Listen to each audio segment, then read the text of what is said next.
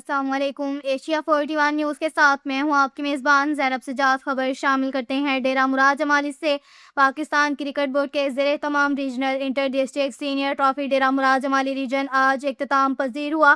District لیسبلا نے مجموعی طور پر 33 پوائنٹس کے ساتھ پہلی پوزیشن، جبکہ ڈسٹرکٹ نصیر آباد نے 27 پوائنٹس کے ساتھ رنر اپ ٹرافی اپنے نام کے۔ مجموعی طور پر نصیر آباد ٹیم نے 4 میچ کھیل کر 3 میں کامیابی حاصل کی۔ مجموعی طور پر نصیر آباد کے محمد عزیر نے پورے ریجن بطور بیٹ مینز پہلی پوزیشن، فاسٹ بولرز میں ابو بکر نے 14 اور یاسر حسین نے بطور آف اسپنر 3 پوزیشن حاصل کی۔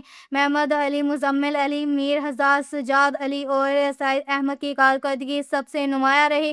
ٹیم کے کوچ قمرالدین اور مینیجر وحید لاشاری نے ٹیم کو پورے ایونٹس میں بھرپور سپورٹ کیا اور حوصلہ افزائی کی۔ نصیر آباد کی مجموعی بہترین کارکردگی پر ڈی سی نصیر آباد کے صدر اسرار احمد خوسا، نائب صدر منٹھار خان لنگی، چیئرمین میر غلام نبی عمرانی، جنرل سیکرٹری ظہور حسین ساسولی، خازن غلام سربر لہری نے پوری ٹیم اور مینجمنٹ کو مبارکباد پیش کی۔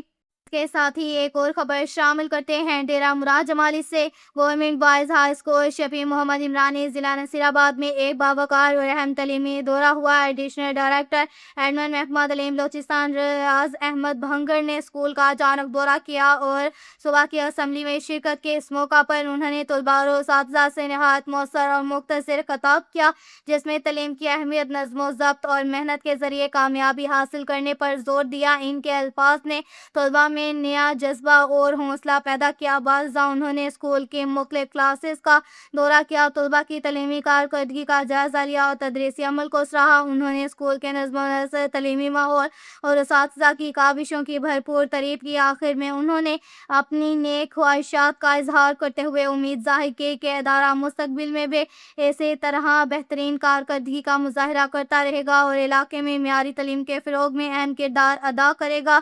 ریاض احمد بھنگر نے کلاس اول کے ننھے منھے بچوں سے سوال پوچھنے پر ان کے صحیح جواب دینے پر انہیں نقد انعام دیا۔ ریاض احمد بھنگر کے اس اقدام کو سراہا۔